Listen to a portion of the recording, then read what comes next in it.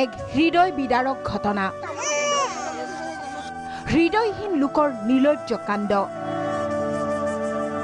এখন হাবিৰ মাজত এটা বাল্টিত সদ্যজাতৰ কান্দোন সভ্য সমাজক লজ্জানত কৰা ঘটনা সংঘটিত হৈছে তেজপুৰত পুনৰ চাওক এই দৃশ্য হজৰাপাৰ শ্মশানৰ কাষৰ হাবিৰ মাজত এটি নৱজাতকৰ ক্ৰন্দন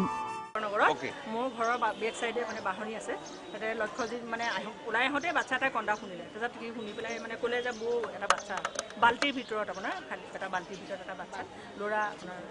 সোমবাৰে পুৱা সেই পথেৰে যাওঁতে লক্ষ্যজিত কলিতা নামৰ যুৱকজনে শুনিবলৈ পাইছিল কেঁচুৱাৰ কান্দোন ইফালে সিফালে লক্ষ্য কৰি হাবিৰ মাজত প্ৰত্যক্ষ কৰে এই কৰুণ দৃশ্য কোনো পাষাণ লোকে এই কৰ্ম সংঘটিত কৰাৰ সন্দেহ লগে লগে খবৰ দিয়া হয় স্থানীয় ANM ৰিংকু দেৱীক স্থানীয় ৰাইজৰ সহযোগত ৰিংকু দেৱীয়ে নৱজাতকটিক ভৰ্তি কৰে তেজপুৰৰ কনকলতা অসামৰিক চিকিৎসালয়ত ৰাতিপুৱা এগৰাকী ANMে তেওঁলোকৰ ঘৰৰ পিছফালে থকা বাহনী এজোপাৰ ওচৰত তেওঁ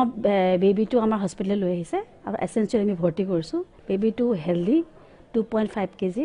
চিকিৎসকৰ তৎপৰতাত ততাতয়াকৈ ICUত ভৰ্তি কৰোৱা হয় নৱজাতকটিক দেৱ শিশুটিৰ আশু আৰোগ্যৰ বাবে প্ৰাৰ্থনা স্থানীয় ৰাইজৰ একেমুখে গৰিহণা এনে ঘটনা সংঘটিত কৰা পাষাণ লোকক তেজপুৰৰ পৰা সঞ্জীৱ হাজৰিকা প্ৰাগ নিউজ